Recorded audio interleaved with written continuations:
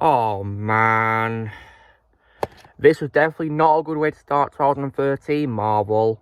Yo, dudes, the Empire's pretty chill. Maybe you could, join it or something.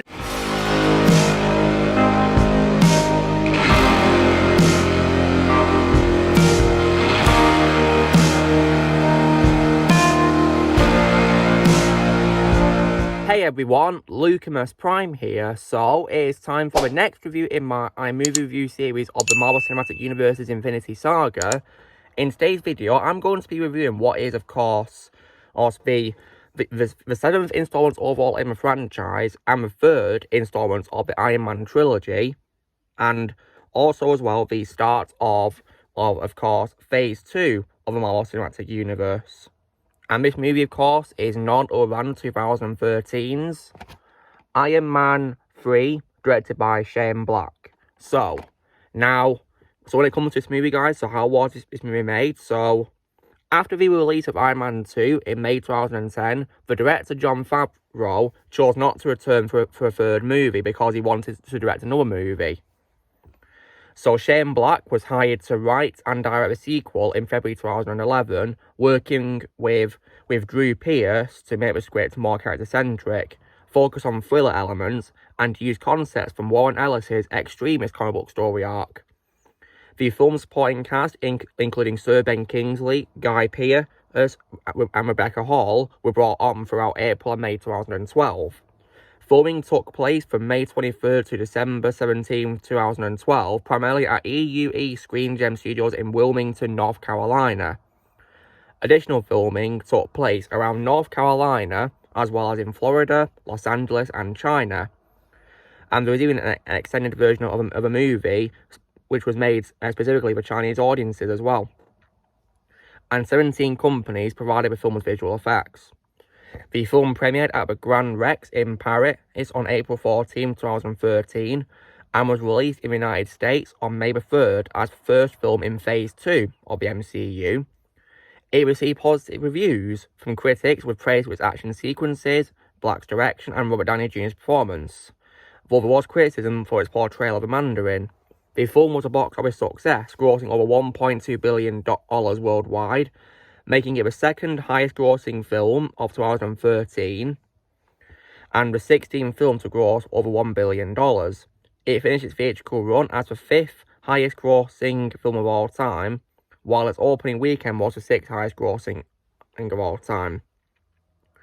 The film received Best Visual Effects nominations at the Academy Awards and the BAFTA Awards. When it comes to my reaction to this film, guys, so I can remember that after the film got released, of course, on home media, in a DVD and Blu-ray or whatever, I got this as a present one day, and because I was getting into Marvel at the time, I thought I'd definitely give it a watch. So, I watched this film full of excitement. I even watched the trailers as well before it, and they got me really looking forward to watching the movie. But unfortunately, compared to the positive reviews that this movie got, my review for it is unfortunately not going to be as positive, because this film for me was unfortunately a bit of a letdown. And in my opinion, the weakest of the Iron Man trilogy for me. And also was my 2nd least favourite Infinity Saga movie, behind, of course, Captain Marvel, or as I would call it, Craptain Marvel. So, this film was just disappointing in my opinion. It may not have been complete trash or terrible in my opinion, but it was still, in my opinion, a letdown. Especially because I really love the first Avengers movie, and I of course also love the 3rd Iron Man film. I think the 2nd one's okay as well, but this film for me is unfortunately a bit of a disappointment, if I am to be honest. So what is this movie about? So, Tony Stark wrestles with the ramifications of the events of the Avengers during a national terrorism campaign on the United States led by a mysterious Mandarin, or should I say, Mandarin in quotation marks. Because, yeah, one thing I definitely agree with critics on is the way the Mandarin was portrayed in this, because in my opinion, it was portrayed badly, and I'll get to why. So, now, when it comes to this movie, despite me regarding it as my 2nd least favourite Infinity Saga movie, there is some redeeming qualities that I could say about a movie. So for example, Robert Downey Jr., for what it's worth, is great as Iron Man, as always, in this movie. You know, he definitely saves the movie, in my opinion, with his performance as Iron Man. You know, no one, in my opinion, could play Iron Man better than Robert Downey Jr. And in this movie especially, like, is no exception, in my opinion, despite it not being that good of a movie, in my opinion. I also, as well, I would once again love Gwyneth Paltrow as Pepper Potts as well. I thought she was once again great in this, in my opinion. And she played a part very well. I did like the scene where she got to briefly wear one of the Iron Man armors during the attack on the mansion. I think it was the Mark 42 armor, I think it was, yeah. I mean, Iron Man's got so many armors, it's hard to remember which ones are which, but yeah. I think it was Mark 42, and that was like a decent way to foreshadow that, of course, in Avengers Endgame, she'd become Rescue. So yeah. Also as well, I also though definitely like Don Cheadle returning, of course, as James Rhodes. And he, of course, takes on a new mantle in this film, which, of course, is Iron Patriot. And Iron Patriot, for what it's worth, is a cool concept, in my opinion. I liked the armour in this movie, but unfortunately, though, I feel it was a very underused concept, in my opinion, and it's pretty much been forgotten about, really. But for what it's worth, the Iron Patriot suit in this was a fine addition, in my opinion. I just wish it was used more, because I feel that Roddy didn't really get to do much of a movie, sadly. And sadly, like, he, of course, reverted back to being War Machine ever since this movie, and we haven't seen the Iron Patriot armor pretty much since this. The only time we have is when he wore an armor similar to it in Avengers Endgame at one point briefly. So yeah, it's a shame that concept was underused. And also as well, I did also like Jon Favreau as Happy Hogan in this. I thought he was good as Happy Hogan, although one of my calls with this movie is that I do feel that Happy Hogan was a bit mistreated, sadly. And I also, as well, once again like Paul Bettany as the voice of Jarvis. That's my favourite role of Paul Bettany. I thought he was great once again as Jarvis in this, who is Tony Stark's AI assistant. And it also, as well, I liked, as well, Miguel Ferrer, may rest in peace, as Rodriguez, who is the Vice President of the United States. I think he played him really well in this movie, and this was also sadly one of his last roles before he died, rest in peace. I think it was sadly his final live-action movie as well, because his final two films after this were voice roles, unfortunately. So yeah, rest in peace, Miguel Ferrer, great actor. My favourite role of his, of course, is Bob Morton in RoboCop, though, so yeah. But he still played Rodriguez well in this movie before he was given. Yeah, rest in peace, Miguel Ferrer. Other good thing as well about this is Rebecca Hall is decent as Maya Hansen, in my opinion, with what she has in the movie. But I feel that she had questionable direction to work with, in my opinion. Personally, I like her much better in the film called The Town. I thought she was much better in that, in my opinion.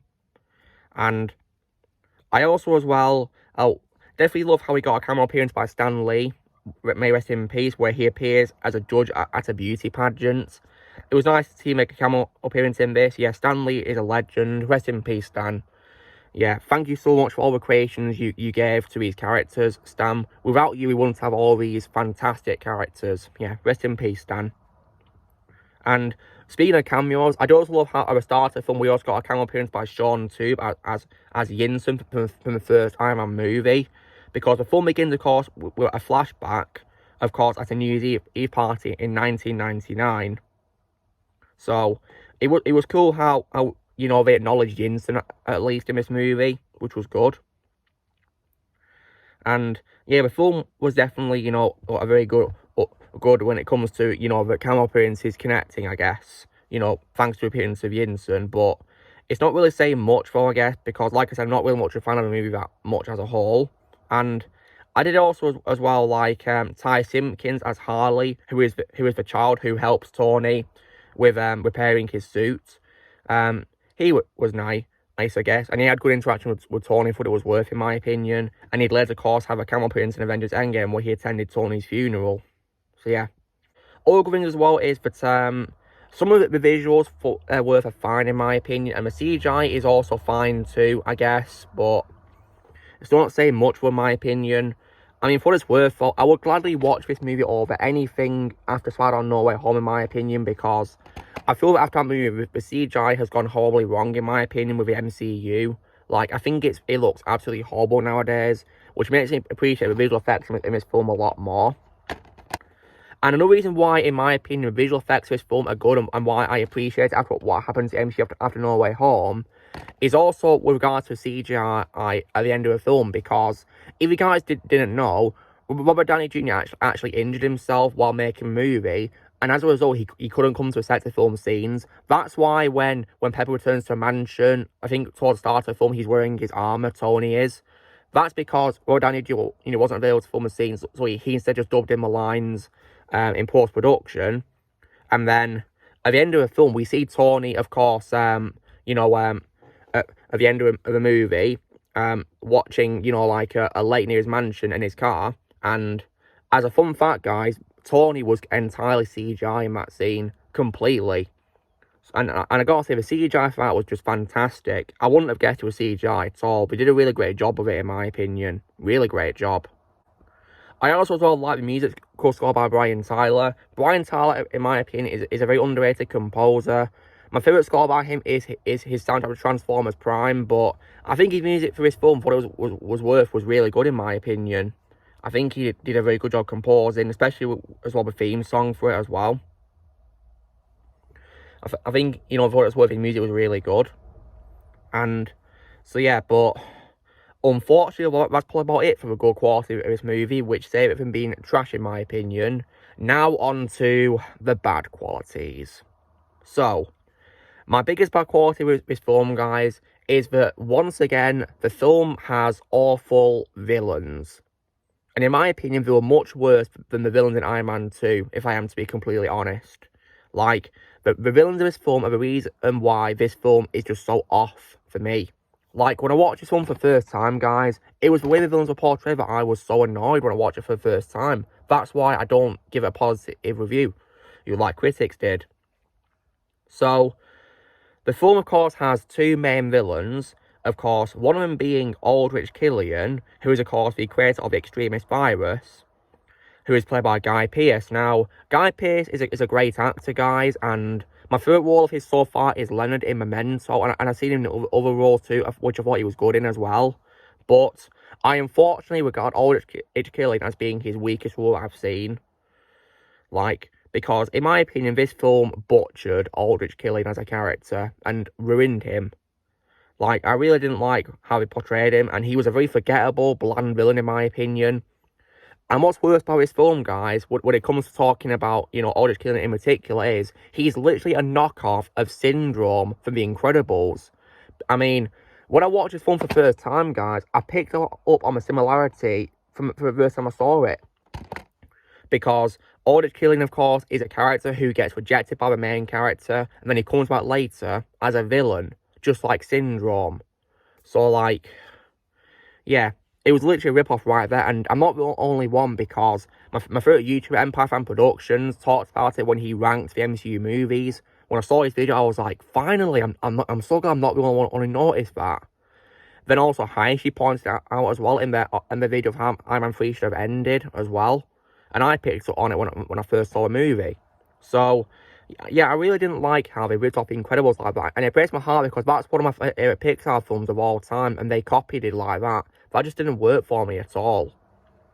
So, Aldrich Killian, in my opinion, was a bland, forgettable villain, and he didn't work for me in the slightest. So, yeah, I like Guy Pearce in other roles, but I think this would unfortunately have to be his weakest role for me. Then on to another one of the worst offenders for me in this, which of course is the Mandarin. And I say Mandarin in quotation marks, because this film also, in my opinion, butchered the Mandarin character. Wow. They really, in my opinion, let me down with this a lot. Now, Sir Ben Kingsley, guys, is a great actor. My favourite performance from him is from Spielberg's movie Schindler's List, but... And I do also like him in other things too, but I unfortunately regard Trevor Slattery, or the Mandarin, in this movie in particular, as being his weakest role I've seen him in, sadly. So, what is ridiculous about this film is, the trailers hyped us up into thinking we'd get the Mandarin, right? And, he's a good character from the comics, guys. I really like him. And I've also, of course, come across him in cartoons as well, which I watched when I was a kid. And I liked him in those. But, unfortunately, this film really ruined him. Because, get this, guys. The Mandarin, who appears on all the TV reports and whatever, causing terrorism attacks and all that, He's not even the actual Mandarin. He's actually just a British actor called Trevor Slattery. So, like, oh my god. Like, the way they revealed who he is, when Tony, of course, breaks into that mansion and he finds him there, that reveal, in my opinion, was pathetically done. Like, it was just stupid. It didn't make any sense. Like, just wow. Like, talk about a massive letdown right there. Like, it was disappointing. Like, I don't understand what happened at all with this, with the Mandarin. They really massacred the character. Thankfully, of course, in Shang-Chi and the Legend of the Ten Rings, we did get the actual Mandarin appearing, but it's not saying much because I no longer care about that movie, but at least we got the real Mandarin in that. And at least Trevor Slattery in that movie was also more likeable as well. But yeah, I do feel that this movie really massacred the character. Like, it's just not Mandarin at all. Like, I was just so let down by that. Like, we got hyped up in the trailers to thinking we getting a Mandarin in live action, but it was fake. And apparently, Aldrich Killian is the actual Mandarin. So, like, what? Like, that is just so stupid. Didn't make any sense at all. Like, that was a massive letdown. Also, as well, you know how I said that I feel that Happy Hogan was mistreated in this film, guys? Well, I did not like how he gets severely injured in an explosion, of course, I think it's like that theatre in Los Angeles, I think it is, yeah, in one of the attacks, and he gets put into a coma because of it. I hated that. Like, how could you treat Happy Hogan like that? You know, I liked him a lot in the first two Iron Man movies as Tony Stark's chauffeur and bodyguard, and you mistreat him like that in this movie. That was just ridiculous. So yeah, I feel really bad for Happy Hogan in this, and honestly, guys, right, I think if Jon Favreau directed this movie, it would have been a lot better in my opinion. Because yeah, they really, in my opinion, screwed a lot of things over in this movie, in my opinion. And when it comes to Shane Black, guys, I do like all the films he's done. Like, my favourite things by him are things like The Nice Guys and Kiss Kiss Bang Bang, but I feel that this film was just one of his weaker films, in my opinion. But for what it is worth, though, while I think it is one of his weak movies, I would also gladly watch this over the Predator from 2018. That, in my opinion, is his worst movie. Because, yeah, that film was trash, in my opinion, and that killed my interest in watching any Predator movies after it. But, yeah, it's not really saying much, though, because, like I said, I think this is definitely, you know, a very weak movie, and my second least favourite Infinity Saga movie as well. Like, it was just disappointing, in my opinion, and many parts of it didn't work for me at all. And sometimes as well, when I look at the Iron Man armor in a movie, there's some shots where you can tell it's not real, it's fake and all that. Like, I don't know what happened with you know, the costume department. Like, what were we thinking? So yeah, they should have made it a little more realistic, like I did before. So I feel it was missing something a lot. So, long story short, guys, in my opinion, Iron Man 3 is one of the weaker MCU movies. A very disappointing film when you compare it to other two Iron Man movies. Like, and it was also a disappointing start to the new year for Marvel, because it was 2013 and we got this movie first as part of Phase 2. Like, wow. And after this, of course, we got Thor: Dark World, which is also I'm not really a fan of. But yeah, thankfully, after these two films, we got a way better movie in 2014 at the start, which I'm looking forward to talking about. But unfortunately, this was definitely a very weak start to Phase 2, in my opinion. Very disappointing, and the pacing as well is also, in my opinion, pretty slow in some areas, because compared to the last two films, there is barely any action in the movie. Tony barely even wears his armor in the movie either, which is also disappointing as well. So, like, it's just ridiculous, and it's 131 minutes, and there's many parts where it feels longer than it actually is. So, like, sometimes I'm sat there thinking, oh my god, we just hurry up and get on with the action. Like, because I got so bored. And another thing as well I also didn't like about a movie was also as well how this movie, you know, also takes place entirely in the past. Because it's revealed that Tony Stark's narration throughout the movie is just him talking to Bruce Banner. So, like, and Bruce Banner was so bored he fell asleep. So, and I think he represents all of us who found the movie boring. So, yeah. Like, it was just really boring in my opinion in many areas. Like, the pacing got really slow. And also, as well, what is also worse about this movie is it has literally no impact on the rest of the MCU at all. Like, you could literally skip this movie and you're missing nothing at all. Because all of this movie does is it just foreshadows Pepper Potts becoming rescued, and that's it. Like, everything else is just completely irrelevant. Like, so you can literally skip this and you're missing nothing at all. So yeah, because this film is just disappointing in my opinion. I like Shane Black's works in other movies, like I said, you know, The Nice Guys and Kiss Kiss Bang Bang, but this would have to be one of my least favourite films he's done. So yeah, it was just a very disappointing movie in my opinion. Very disappointing. And another thing about the movie which I think is also bad is also the ending, because at the end of the movie, Tony blows up all of his suits. So, like, I don't understand that at all. And what's ridiculous is, you know, he says that without his technology, he'll always be Iron Man.